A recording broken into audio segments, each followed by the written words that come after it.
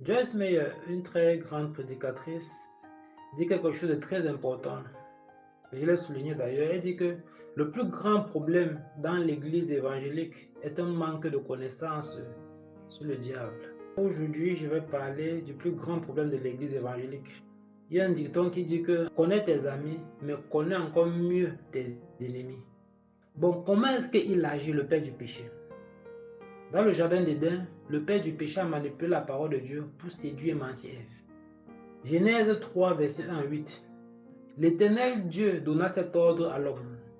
Tu pourras manger de tous les arbres du jardin, mais tu ne mangeras pas de l'arbre de la connaissance du bien et du mal.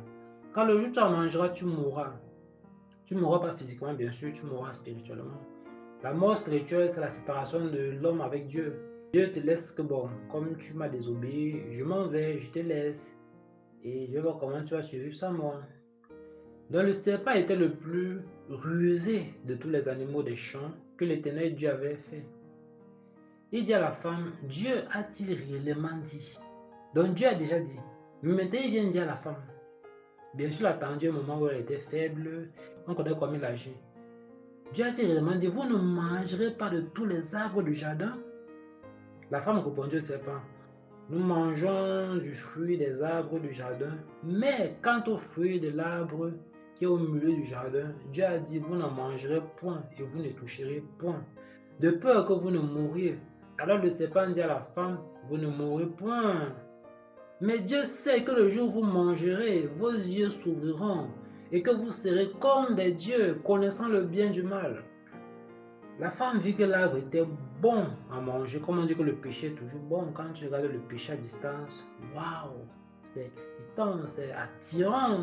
Mais dès que tu commets ce péché, tu te sens lamentable. Tu dis que ouais, c'était seulement à cause de ça. La femme vit que l'arbre était bon à manger et agréable à la vue et qu'il était précieux pour ouvrir l'intelligence. Elle prit de son fruit et en mangea. Elle en donna aussi à son mari. Comme l'homme peut conduire sa femme dans le péché, une femme aussi peut conduire son mari dans le péché. Donc, ce n'est pas parce que tu es marié à une personne que cette personne va te dire quelque chose qui est contre la parole de Dieu que tu vas faire, parce que de toute façon, il y aura toujours les conséquences négatives. Donc, je vais vous dire que vous connaissez la vérité. Vous connaissez le bien et le mal. Le père du péché est celui qui vient vous convaincre que le mal est meilleur que le bien. Il vient vous mentir que le péché sera sans conséquence. Alors que c'est faux, il y a toujours les conséquences négatives.